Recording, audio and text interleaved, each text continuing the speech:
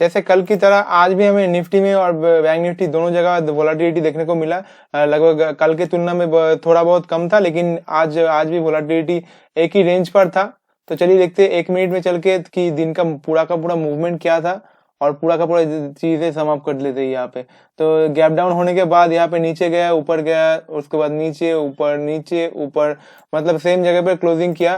कल की तरह अब ज्यादा गिरा नहीं, लेकिन आज ऑलमोस्ट कल की लेवल पर ही क्लोजिंग कर चुका है। और बैंक निफ्टी को भी अगर आप देखोगे, बैंक निफ्टी में यहाँ पे जो काम कर रहा है 1 मिनट के ऊपर, 1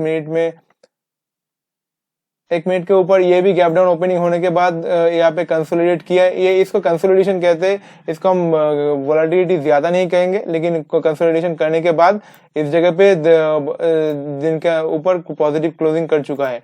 तो यहाँ से जिस तरीके से मार्केट का काम हो रहा है, तो थोड़ा इंडेक्स में चल के देखते हैं इंडेक्स में अभी क्या हो रहा है। कि इस तरीके के फेजेस जब आते हैं ना, हमने पहले भी डिस्कस कर चुके हैं, थोड़ा स्क्रीन को बड़ा कर लेते हैं। इस तरीके के फेजेस जब आते हैं, मैंने बोला था कि इस सपोर्ट पे अगर रुकेगा, इस सपोर्ट के थोड़ा बहुत नीचे गया था, लेकिन उतना तो कर ही सकते हैं स्टॉक्स और इंडेक्स में। तो यहाँ पे अगर आप देखोगे, इस जगह पे कंसोलिडेट करने के बाद अगर नीचे गिरेगा या ऊपर गिरेगा वो तो बात की बात है, लेकिन इस जगह पे कंसोलिडेशन करना चाहिए। अगर नहीं किया यहाँ पे कंसोलिडेशन, तो यहाँ से नीचे जो जाएगा इस सपोर्ट को नहीं रिस्पेक्ट करेगा, क्योंकि इसका नीचे का काम अभी बाकी रहेगा। जो वीकली जो 100 मूविंग एवरेज होता है वो नीचे आता है इसके नीचे, तो उसका सपोर्ट यहाँ पे बनेगा। लेकिन अगर यह टाइम वाइज करेक्शन करेगा तो इस सपोर्ट को रिस्पेक्ट करने का चांस बहुत ज्यादा बढ़ जाएगा। तो इस तरीके के फेजेस में जब होते हैं तब कंसोलिडेशन होने का चांसेस बहुत ज्यादा रहता है। यहाँ पे उठक पटक बहुत ज्यादा होता है। तो इस तरीके के फेजेस में जब वोलाटिलिटी बढ़ जाता है, यहाँ पे ऊपर नीचे बहुत ज्यादा होता है। बैंक निफ्टी दोनों ही एक ही जगह पर सेम सिनेरियो में है, यहाँ पे भी ऊपर नीचे होने का चांसेस बहुत ज्यादा है यहाँ पे। तो ये क्यों होता है वो हम थोड़ा डिस्कस कर लेते हैं। तो यहाँ पे जो आ रहा है, हमने पहले भी डिस्कस कर चुके हैं कि इस जगह पे 200 मूविंग एवरेज आ रहा है। 200 जो एक्सपोनेंशियल मूविंग एवरेज, जिसको हम थोड़ा दिखा देते हैं कि यहाँ पे भी देखिए 200 पे आया, उसके बाद ऊपर चला गया, उसके बाद यहाँ पे भी देखिए। लेकिन यहाँ पे क्या है, यहाँ पे प्राइस वाइज करेक्शन किया, लेकिन यहाँ पे टाइम वाइज करेक्शन करेगा। ये पूरा करेक्शन का ये प्रोसेस करेगा। तो यहाँ पे टाइम वाइज करने के लिए यहाँ पे इसको थोड़ा बहुत यहाँ पे टाइम बिताना है। तो देखते हैं आगे क्या होता है, लेकिन यहाँ पे टाइम वाइज करेक्शन करने का चांस बहुत ज्यादा है। और अगर टाइम वाइज करेक्शन करेगा तो ऊपर नीचे होने का चांस भी बहुत ज्यादा रहेगा, वोलाटिलिटी भी रहेगा। तो इसलिए आप अगर इंट्राडे में ज्यादा मत घुसो तो यहाँ पे ही अच्छा है, क्योंकि स्टॉक्स बहुत स्पीड से ऊपर जा रहा है, बहुत स्पीड से नीचे आ रहा है। आप अगर आज का स्टॉक्स का मूवमेंट देखोगे तो बहुत ही खतरनाक टाइप का मूवमेंट था ऊपर नीचे की तरफ। तो बैंक निफ्टी में भी सेम सिनेरियो है, बैंक निफ्टी भी ऊपर नीचे हो रहा है। कल के कंपैरिजन में थोड़ा कम था, लेकिन बैंक निफ्टी आज पॉजिटिव क्लोज कर गया, ये बहुत ही अच्छा न्यूज है। लेकिन यहाँ पे भी देखिए, यहाँ पे जो डेली का 200 मूविंग एवरेज है ये भी यहाँ पे आ रहा है। डेली का 200 मूविंग एवरेज यहाँ पे आ रहा है। तो इस तरह के केसेस में क्या होता है कि अब यहाँ पे टच किया, इसके बाद ऊपर करेगा, नीचे करेगा, यहाँ पे एक प्रोसेस करेगा। तो ये प्रोसेस करने का टाइम लगता है, और इस टाइम पे वो मार्केट बहुत ज्यादा वोलाटाइल होता है। तो बैंक निफ्टी दोनों साइड वोलाटिलिटी थोड़ा बहुत बढ़ सकता है, लेकिन ये जो लास्ट 2-4 दिनों में हो रहा है, इतना स्पीड शायद नहीं होगा, क्योंकि और लेकिन वोलाटिलिटी इंटैक्ट रहेगा मार्केट में। अगर आप यहाँ पे विक्स को देखोगे, थोड़ा विक्स के ऊपर जाते हैं, विक्स अभी क्या कर रहा है।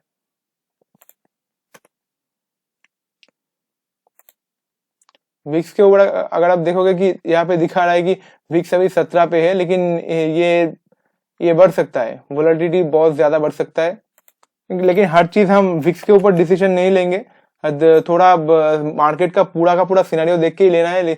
अगर आप इंडेक्स को छोड़ के अगर स्टॉक्स के देखोगे, अगर अदानी का जो स्टॉक्स रहेगा उसको आप देखोगे, तो यहाँ पे भी देखिए कि कितना स्पीड से नीचे आया है। तो एक अदानी का ट्रेंड एक तरफ था, लेकिन बहुत सारे स्टॉक्स में ऊपर नीचे भी किया है।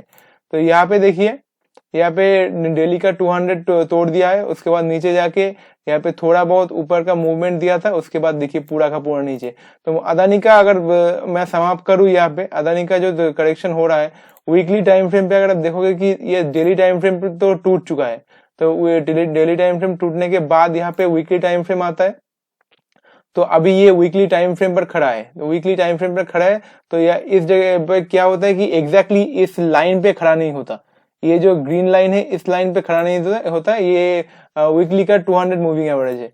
तो यहाँ पे थोड़ा बहुत ऊपर नीचे मूवमेंट होता है, तो हो सकता है कि यहाँ पे 1300 भी चला जाए, यहाँ पे 1500 है 1300 भी चला जाए, लेकिन यहाँ पे मूवमेंट अगर नीचे जाता है भी तो ऊपर बहुत फास्ट आएगा और इस जगह पे ही कंसोलिडेट करेगा। जैसे कि हमने निफ्टी में देखा वैसे ही यहाँ पे अदानी एंटरप्राइज में भी यहाँ पे वीकली टाइम फ्रेम पे यहाँ पे टाइम वाइज करेक्शन करेगा, लेकिन वो टाइम बहुत ज्यादा होगा, उसमें वोलेटिलिटी भी ज्यादा रहेगा और यहाँ पे मूवमेंट भी बहुत ज्यादा रहेगा।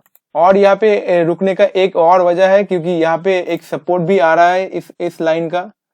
यहाँ पे अगर आप देखोगे यहाँ पे एक सपोर्ट आ रहा है 1346 पे, लेकिन अभी जो सपोर्ट इसको रेस्पेक्ट कर रहा है ये इस लाइन पर है। अगर आप इसको जूम करके देखोगे यहाँ पे इस लाइन पे अभी सपोर्ट आ रहा है और इसके ऊपर ही क्लोजिंग कर चुका है अभी।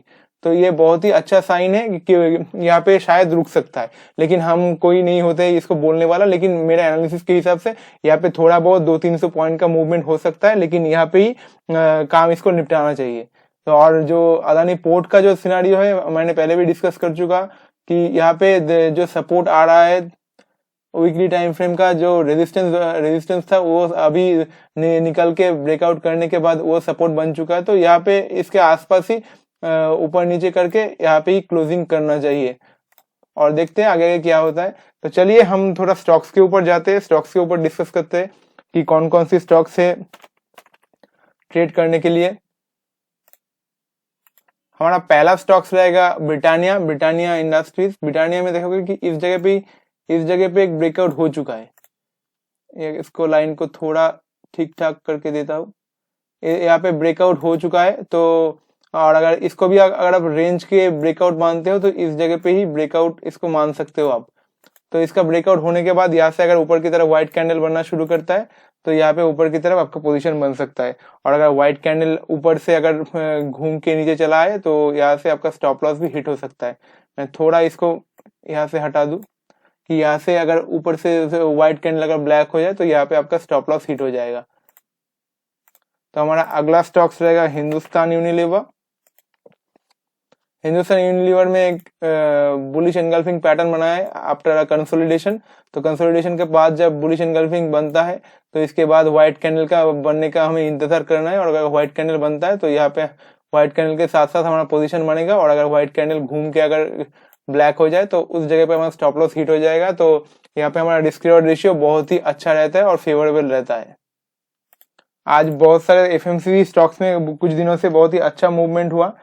अगर आप आईटीसी में भी देखोगे, आईटीसी में भी बहुत दिनों से बहुत ही अच्छा मूवमेंट हुआ, मतलब वोलाटिलिटी था ऊपर नीचे की तरफ, लेकिन ये जो पिछले दिन था यहाँ पे बहुत सारा वोलाटिलिटी हुआ, लेकिन यहाँ से पूरा का पूरा ऊपर की तरफ ट्रेंड है।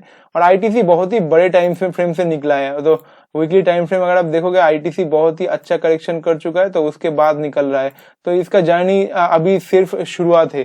तो माना कि यहाँ से एक साल से ये ऊपर जा रहा है तो यहाँ पे थोड़ा बहुत करेक्शन हो सकता है बड़े टाइम फ्रेम के लिए, लेकिन हम इंट्राडे के ऊपर अभी डिस्कस कर रहे हैं तो अभी हम इसको छोड़ देते हैं। हमारा अगला स्टॉक से इन्फोसिस। अभी बहुत सारे आईटी स्टॉक में भी थोड़ा बहुत मूवमेंट देखने को मिला। अगर यहाँ से इन्फोसिस में ब्रेकआउट हुआ है इस रेंज का तो इसको आप रेंज मान सकते हो। तो इसका व्हाइट कैंडल से ब्रेकआउट हो चुका है, तो यहाँ से ऊपर की तरफ अगर व्हाइट कैंडल बनना शुरू करता है तो ऊपर की तरफ आपका पोजीशन बनेगा, और अगर घूम के ब्लैक हो जाए तो उस जगह पे आपका स्टॉप लॉस हिट हो जाएगा। हमारा अगला स्टॉक से ओराकल फाइनेंशियल सर्विसेज। ओराकल में अगर आप देखोगे यहाँ पे एक बुलिश एनगल्फिंग पैटर्न बनाया। बुलिश एनगल्फिंग के बाद अगर यहाँ पे व्हाइट कैंडल बनेगा तो हमारा पहला उसूल है कि यहाँ पे हम व्हाइट कैंडल पे ही बाई करेंगे, और अगर व्हाइट कैंडल घूम के ब्लैक हो जाए तो वहां पे हमारा स्टॉप लॉस हिट हो जाएगा। और आज के लिए हमारा आखिरी स्टॉक्स रहेगा शायद बाटा इंडिया। बाटा इंडिया में अगर आप देखोगे, बाटा इंडिया में एक बुलिश एनगल्फिंग पैटर्न बनाया 3-4 दिन कंसोलिडेशन के बाद। तो यहाँ पे भी अगर एनगल्फिंग के बाद व्हाइट कैंडल बनता है तो ऊपर की तरफ यहाँ पे आपका मूवमेंट बनेगा। और ये शायद हमारा आखिरी स्टॉक्स होगा अमराजा बैटरीज।